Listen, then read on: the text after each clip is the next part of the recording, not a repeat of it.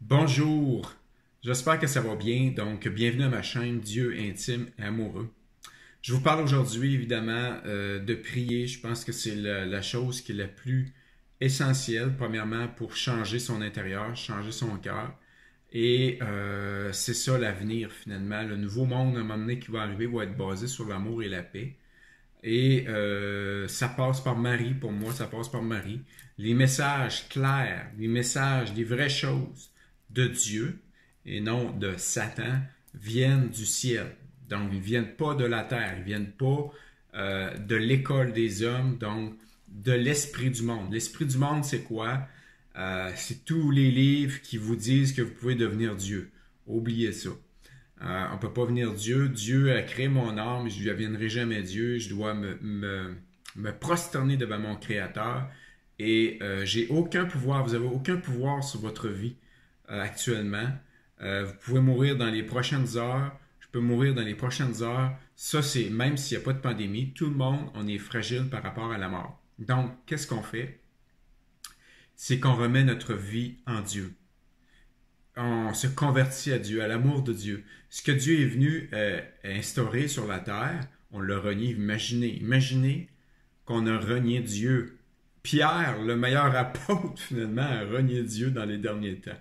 Donc, vous imaginez comment on peut être loin parfois de Dieu avec l'esprit qui se passe actuellement, l'esprit du monde, avec l'esprit des médias, l'esprit de la confusion. Euh, donc, mais Dieu est miséricorde.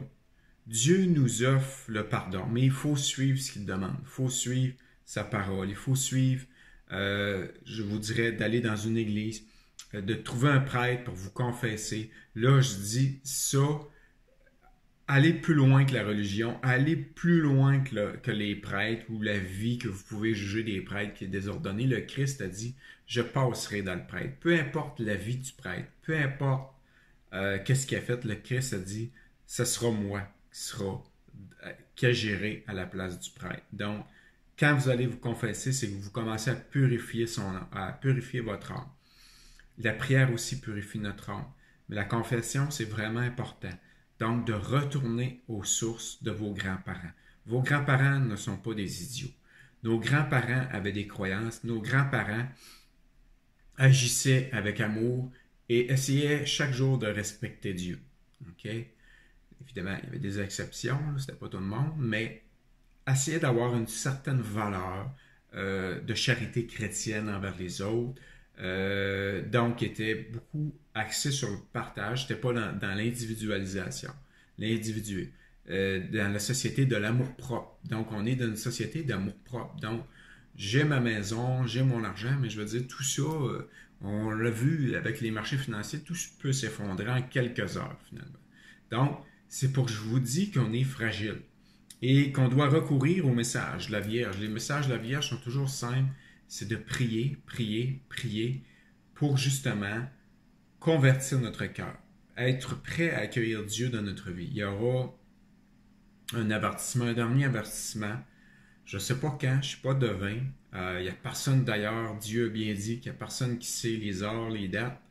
Ça, Dieu le sait, mais il y aura un dernier avertissement où ce sera la grande miséricorde de Dieu avant le jugement final.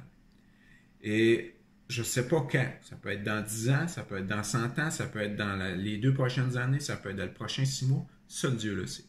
Mais vous savez qu'avec le masque, vous savez avec tout ce qui se passe actuellement, que tout ce qui se passe sont les signes annonciateurs d'une fin des temps. 30 millions de personnes bientôt seront affectées du COVID. Donc, ce n'est pas une grippe banale, c'est un virus. Un virus qui peut atteindre les gens mortellement. Donc, et le vaccin ne sera peut-être pas la meilleure chose, parce que le vaccin peut-être sera peut-être obligatoire pour mettre la masse de la population asservie pour qu'elle puisse acheter ou vendre ou qu'elle puisse voyager. Et c'est une tyrannie, là, dans le fond, c'est de l'esclavage. Donc, on a perdu notre liberté. La seule personne qui va nous aider à retrouver notre liberté, c'est le Jésus-Christ qui est venu sur la terre. Il va nous aider, mais il faut suivre son engagement, il faut suivre son modèle, il faut suivre la charité chrétienne un peu chaque jour. efforcez-vous d'avoir la charité chrétienne. La première, c'est la prière. Donc aujourd'hui, je prends encore Marie avec mon chapelet. Je vous dis, le chapelet pour moi, c'est un paratonnerre. Donc évidemment, c'est une protection divine. Et je voudrais tout simplement vous dire d'essayer de ne pas rire des choses de l'Église, de ne pas rire des signes de Dieu, de Marie et de Jésus, qui sont des signes importants présentement, qui peuvent sauver votre âme. Parce que vous savez que les anges déchus, il y en a, ils ne veulent pas votre bien. Ils veulent vous emporter où est leur demeure. Leur demeure s'appelle les abîmes. L'abîme, ben, c'est un feu ardent tout le temps. Donc, moi, je vous dis, riez pas de ça. Riez pas de ça. Et le monde essaie de vous faire croire que tout ce qui est péché, tout ce qui est enfer n'existe pas. C'est Satan qui essaie de vous faire croire à ça parce qu'il veut vous emmener dans l'abîme. Donc, si vous voulez vous protéger, ça vous prend le chapelet. Le chapelet est le protecteur.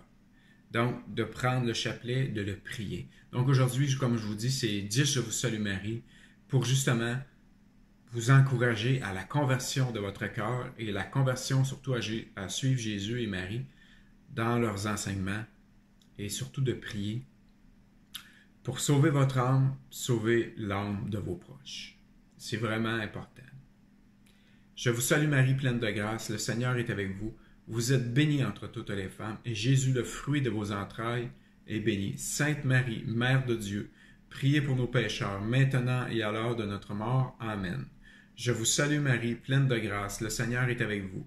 Vous êtes bénie entre toutes les femmes, et Jésus, le fruit de vos entrailles, est béni. Sainte Marie, Mère de Dieu, priez pour nos pécheurs, maintenant et à l'heure de notre mort. Amen. Je vous salue Marie, pleine de grâce, le Seigneur est avec vous. Vous êtes bénie entre toutes les femmes, et Jésus, le fruit de vos entrailles, est béni. Sainte Marie, Mère de Dieu, priez pour nos pécheurs, maintenant et à l'heure de notre mort. Amen. Je vous salue Marie, pleine de grâce, le Seigneur est avec vous. Vous êtes bénie entre toutes les femmes, et Jésus, le fruit de vos entrailles, est béni. Sainte Marie, Mère de Dieu, priez pour nos pécheurs, maintenant et à l'heure de notre mort. Amen. Je vous salue Marie, pleine de grâce, le Seigneur est avec vous. Vous êtes bénie entre toutes les femmes, et Jésus, le fruit de vos entrailles, est béni. Sainte Marie, Mère de Dieu, priez pour nos pécheurs, maintenant et à l'heure de notre mort. Amen. Je vous salue Marie, pleine de grâce, le Seigneur est avec vous. Vous êtes bénie entre toutes les femmes, et Jésus, le fruit de vos entrailles, est béni. Sainte Marie, Mère de Dieu, priez pour nos pécheurs, maintenant et à l'heure de notre mort. Amen. Je vous salue Marie, pleine de grâce, le Seigneur est avec vous. Vous êtes bénie entre toutes les femmes, et Jésus, le fruit de vos entrailles, est béni. Sainte Marie, Mère de Dieu, priez pour nos pauvres pécheurs, maintenant et à l'heure de notre mort. Amen. Je vous salue Marie, pleine de grâce, le Seigneur est avec vous. Vous êtes bénie entre toutes les femmes, et Jésus, le fruit de vos entrailles, est béni. Sainte Marie, Mère de Dieu, priez pour nos pécheurs, maintenant et à l'heure de notre mort. Amen. Je vous salue Marie, pleine de grâce, le Seigneur est avec vous. Vous êtes bénie entre toutes les femmes, et Jésus, le fruit de vos entrailles, est béni. Sainte Marie, Mère de Dieu, priez pour nos pécheurs, maintenant et à l'heure de notre mort. Amen. Je vous salue Marie, pleine de grâce, le Seigneur est avec vous. Vous êtes bénie entre toutes les femmes, et Jésus, le fruit de vos entrailles, est béni. Sainte Marie, Mère de Dieu, priez pour nos pécheurs, maintenant et à l'heure de notre mort. Amen. Donc, c'est une promesse qu'a compris Marie, qu'elle va nous protéger, qu'elle va nous sauvegarder.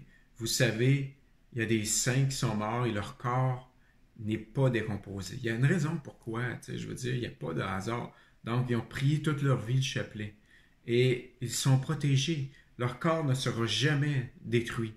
Ils attendent le dernier jour et le corps va aller dans un corps de gloire. Si vous ne croyez pas, lisez, écoutez, cherchez la voix de Dieu. Regardez dans l'histoire des saints. Regardez les histoires de corps non décomposés, les corps incorruptibles. Donc, vous allez comprendre que la sainteté existe, que la pureté de l'âme existe. Et c'est ça, il faut chercher la pureté de l'âme. Ici, sur cette terre, évidemment, nous sommes toujours dans une souillure de notre âme. Parce que pourquoi? Parce que le diable est encore dessus. Et tant que le diable ne sera pas enlevé dessus, on souille. Donc, comment à ce moment-là se nettoyer? Ben, c'est par la prière, la méditation chrétienne. La méditation chrétienne, c'est prier l'oraison du cœur pour Jésus, Marie, et de ne pas lâcher, d'être courageux. Soyez courageux. Chaque jour, soyez courageux. Cherchez la voix de Marie et Jésus. C'est des promesses de Dieu. Donc, je dirais, c'est Ève, c'est la nouvelle Ève et le nouvel Adam. 2000 ans dans l'histoire de l'humanité, ça ne fait pas tellement longtemps. Donc, c'est le signe annonciateur que nous sommes quand Jésus a repris le contrôle de la terre par sa mort. Parce qu'il ne s'est pas souillé devant, il ne s'est pas prosterné devant Satan.